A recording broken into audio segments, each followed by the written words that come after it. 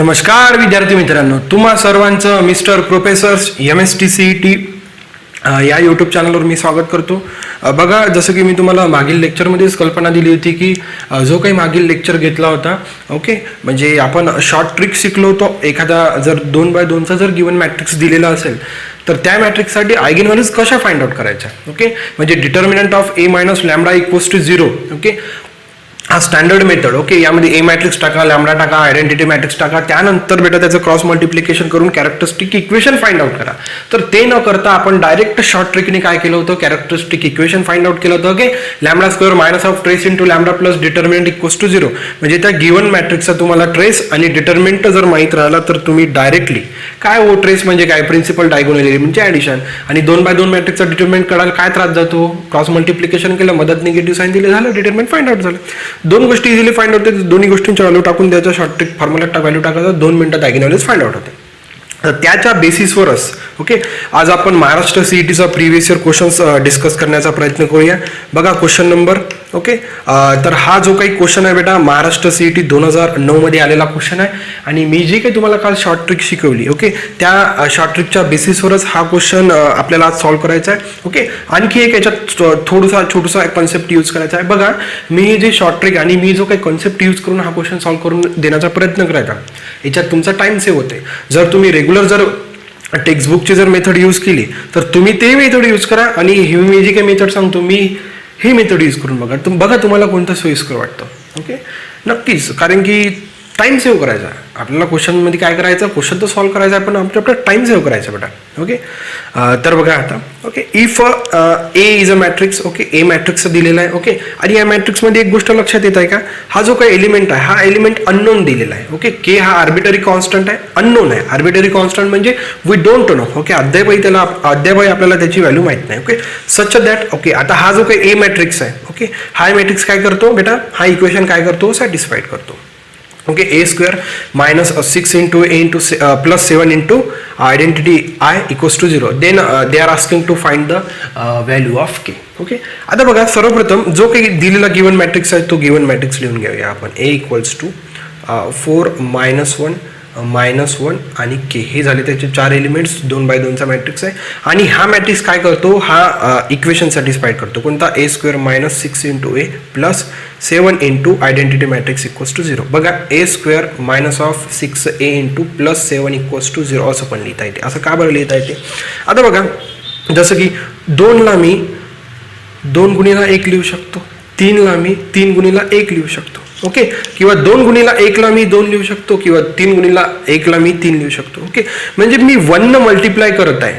एखाद्या संख्येला जर मी 1 न मल्टिप्लाय करत आहे तर त्या अंकावर किंवा त्या नंबरवर काही फरक पडतो का, नाही.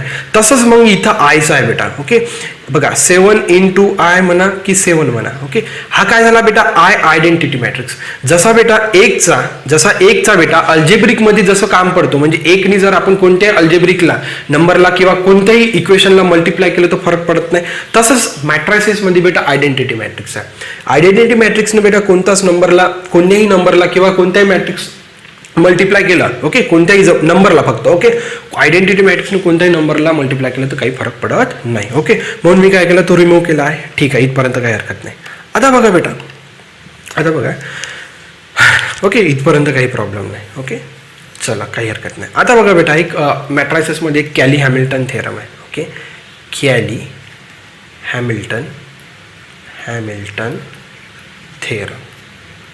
ओके, आता हा कॅली हॅमिल्टन थेरम काय म्हणतो, बघा, कॅली हॅमिल्टन थेरमचं स्टेटमेंट हे आहे बेटा. बघा, म्हणजे या क्वेश्चनमधूनच तुम्ही 2-4 गोष्टी तुम्हाला शिकायला मिळत आहे, आणि पक्का तुम्हाला कामी पडणार म्हणजे पडणार. ओके, आता कॅली हॅमिल्टन थेरम काय म्हणतो, बघा, every matrix satisfies its own characteristics equation. Okay, every matrix satisfied it's characteristic equation. याचा अर्थ काय हो, ओके, जो काही कॅरेक्टरिस्टिक इक्वेशन तुमचा कोणत्या फॉर्ममध्ये बनतो बेटा, लॅम्बडाच्या फॉर्ममध्ये बनतो. लॅम्बडा व्हेरिएबलमध्ये बनतो ना, कारण की लॅम्बडा आपण आयगेन व्हॅल्यूज झालं, आणि कॅरेक्टरिस्टिक इक्वेशन आयगेन व्हॅल्यूज म्हणजे लॅम्बडाच्या फॉर्ममध्ये बनतो. तर काय करायचं आहे बेटा, लॅम्बडा इज रिप्लेस बाय काय करायला लागतो, दॅट मॅट्रिक्स. कोणताही मॅट्रिक्स, ए असो, बी असो, सी असो. ओके, तर त्या कॅरेक्टरिस्टिक इक्वेशन मध्ये काय करतो बेटा आपण, लॅम्बडा इज रिप्लेस बाय काय करतो, दॅट मॅट्रिक्स. स्टेटमेंट बघा, every matrix satisfied its own characteristic equation, म्हणजे जो काही कॅरेक्टरिस्टिक इक्वेशन फॉर्म होतो, त्यामध्ये काय करायचा, जो काही लॅम्बडा व्हेरिएबल असतो ओके, तो कशाने रिप्लेस करायचा, त्या मॅट्रिक्सने. काही हरकत नाही. मग याच्या विरुद्ध येऊ शकतो, याच्या उलट येऊ शकतो. आता बघा हा इक्वेशन दिलेला आहे ओके, ह्या इक्वेशन मध्ये व्हेरिएबल काय हो, मॅट्रिक्स आहे. तर आपण काय करू बेटा, तो मॅट्रिक्स लॅम्बडाने रिप्लेस करू ओके. म्हणजे हा इक्वेशन काय होऊन जाणार बघा, lambda square minus of 6 lambda plus 7 equals to 0. ठीक आहे ओके. ऍक्च्युली हा जो काही गिवन मॅट्रिक्स होता, त्याचा हा होता कॅरेक्टरिस्टिक इक्वेशन ओके. या कॅरेक्टरिस्टिक इक्वेशनला बेटा कॅली हॅमिल्टन थेरम यूज करून काय केलं आपण, हे बनवलं आहे की नाही, त्यांनी ते आपल्याला दिलं आहे की नाही. येतं लक्षात बेटा, ऍक्च्युली या मॅट्रिक्सचा हा होता बेटा कॅरेक्टरिस्टिक इक्वेशन. या कॅरेक्टरिस्टिक इक्वेशन मध्ये त्यांनी काय यूज केला बेटा, कॅली हॅमिल्टन थेरमचा स्टेटमेंट यूज केला. काय हो की every characteristic equation satisfied its own characteristic equation. तर या इक्वेशन मध्ये काय केलं बेटा, त्यांनी लॅम्बडा इज रिप्लेस बाय ए केला ओके, आणि आपल्याला बेटा हे इक्वेशन त्यांनी आपल्याला गिवन एक्झाम्पल मध्ये दिलं. ठीक आहे, काही हरकत नाही ओके. आता बघा हा एकदम महत्वाचा आहे ओके. बघा lambda square minus 6 times lambda plus 7 is equals to 0. ठीक आहे, काही हरकत नाही. आता बघा बेटा ओके, आता बघा या मॅट्रिक्सचा आपण ए मॅट्रिक्सचा ट्रेस काढूया. ट्रेस इज इक्वल्स टू काय, प्रिन्सिपल डायगोनल एलिमेंटचे ॲडिशन, म्हणजे काय हो 4 प्लस के ओके.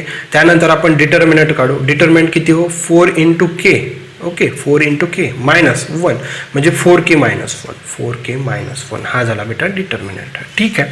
आता बघा आपल्याला त्यांनी विचारले आहे व्हॅल्यू ऑफ के. आता काय करू बेटा, आपण 2/2चा आपण शॉर्ट ट्रिक फॉर्म्युला यूज करू. कोणता फॉर्म्युला आहे आपला बघा, शॉर्ट ट्रिक फॉर्म्युला. बघा नोट म्हणून मी तो शॉर्ट ट्रिक फॉर्म्युला परत एकदा तुम्हाला लिहून देतो.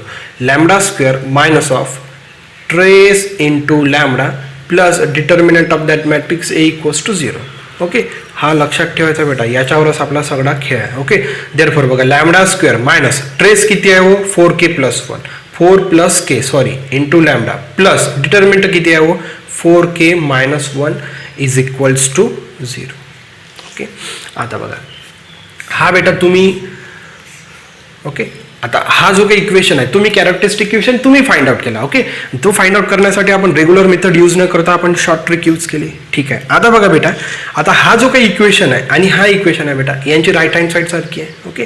तर काय करू बेटा, आपण यांना लेफ्ट हँड साईड कम्पेअर करू. लेफ्ट हँड साईड काय करू, कम्पेअर. मी वरचं लिहून घेतो, lambda square minus 6 times lambda plus determinant किती आहे, हां डिटर्मिनंट किती आहे, 7 आहे इज इक्वल्स टू 0 ओके.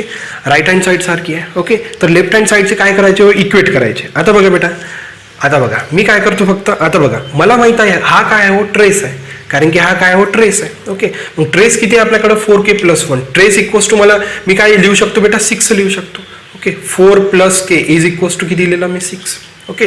आता मला कशाची व्हॅल्यू काढायची आहे, के ची value. Therefore K equals to 6 minus 4 K equals to किती हो, 2 ओके. आता मला माहित आहे हा काय हो, डिटर्मिनंट आहे. का बरं, कारण की मी जो काही शॉर्ट ट्रिक आहे त्याच्यासोबत कम्पेअर करा की नाही. हा राहतो बेटा मिडल टर्म राहतो ट्रेस आणि हे राहतो डिटर्मिनंट. हा डिटर्मिनंट किती आहे बेटा, 4k मायनस 1 बघा, 4k मायनस 1. आता हा डिटर्मिनंट याच्याशी इक्वेट करा, इक्वल्स टू 7 बघा. आता 4k इक्वल्स टू 7 प्लस 1 8, तर 4k इक्वल्स टू 8/4. 8/4 इज नथिंग बट 2 ओके. म्हणजे तुम्ही बघा ट्रेसला रिलेट करून व्हॅल्यू काढू शकता किंवा डिटर्मिनंटला रिलेट करून, दोन्हीला रिलेट करून जर व्हॅल्यू काढली तर के इक्वल्स टू किती मिळत आहे तुम्हाला, 2च मिळत आहे. के इक्वल्स टू किती मिळत आहे तुम्हाला, 2च मिळत आहे. एक तर तुम्ही ट्रेसला इक्वेट करा ओके, किंवा तुम्ही डिटर्मिनंटला इक्वेट करा. तुम्ही दोन्ही याला जर इक्वेट केलं तर तुम्हाला व्हॅल्यू 30 मिळणार, तुम्हाला व्हॅल्यू 30 मिळणार. K equals to 2, this will be the your correct answer. बघा सी ऑप्शन तुम्हाला दिसतोय, तर हा राहणार बेटा तुमचा correct answer, C equals to 2. बघा बेटा ट्रॅडिशनल मेथडपेक्षा ही एकदम सिम्पल मेथड आहे ओके. बघा तुम्हाला या एक्झाम्पलमध्ये काय काय शिकायला मिळालं सांगतो मी. बघा एक नवीन गोष्ट शिकायला मिळेल, Cayley Hamilton theorem okay. Cayley Hamilton theorem काय सांगतो बेटा, every matrix satisfied its own characteristic equation. Okay, म्हणजे जो काही कॅरेक्टरिस्टिक इक्वेशन राहतो त्यामध्ये काय करायचं, lambda is replace by A करू शकता. परंतु त्यांनी आपल्याला कॅरेक्टरिस्टिक इक्वेशन कशा फॉर्ममध्ये दिलं होतं, मॅट्रिक्सच्या फॉर्ममध्ये. परंतु आपल्याला सध्या त्याची गरज नव्हती, तर आपण काय केलं, त्याला मॅट्रिक्सच्या फॉर्मला कॅली हॅमिल्टन म्हणजे कॅरेक्टरिस्टिक इक्वेशनमध्ये काय केलं, रिप्लेस केलं. ओके, म्हणजे ए इज रिप्लेस बाय काय केलं आपण, लॅम्बडा केलं आणि हा इक्वेशन फाइंड आउट केला. ओके, त्यानंतर बघा आता 2x2चा गिवन मॅट्रिक्स दिलेला होता, तर मग मला त्या शॉर्ट ट्रिक माहिती आहे, lambda square minus trace into lambda plus determinant. मग हा मला मिळाला. ओके, मग मी काय केलं, याला इक्वेशन 1 म्हणा, याला इक्वेशन 2 म्हणा, या दोन इक्वेशन 1 आणि 2 ला काय केलं, इक्वेट केलं. मग काय केलं, मग एक ट्रेस इक्वेट केला, एकाचा डिटर्मिनंट इक्वेट केला. मग दोन्ही इक्वेट केलं तर मला के इक्वल्स टू काय मिळतं, ट्रेस. आता आपल्याला एक्झाममध्ये दोन्ही इक्वेट करण्याची गरज नाही, ट्रेस इक्वेट करा, अदरवाईज डिटर्मिनंट इक्वेट करा, तुम्हाला केची व्हॅल्यू मिळणार म्हणजे मिळणार. या प्रकारचे जर क्वेश्चन आले तर ही मेथड फॉलो करा, विदिन सेकंड तुमचे आन्सर निघते. आता मी तुम्हाला समजून सांगितलं म्हणून इथं जास्त वेळ घेतला नाही, तर तुमचा हा एकदम लवकरात लवकर. ओके, महाराष्ट्र CET 50 क्वेश्चन आहे आपल्याला, 100 मार्क आहे, आपल्याकडे जास्त वेळ नाही आहे. येत आहे लक्षात बेटा. तर बघा, तुम्हाला व्हिडिओ आवडत चालले असेल तर लाईक शेअर सबस्क्राईब करायला विसरू नका. So thank you for watching. See in the next video.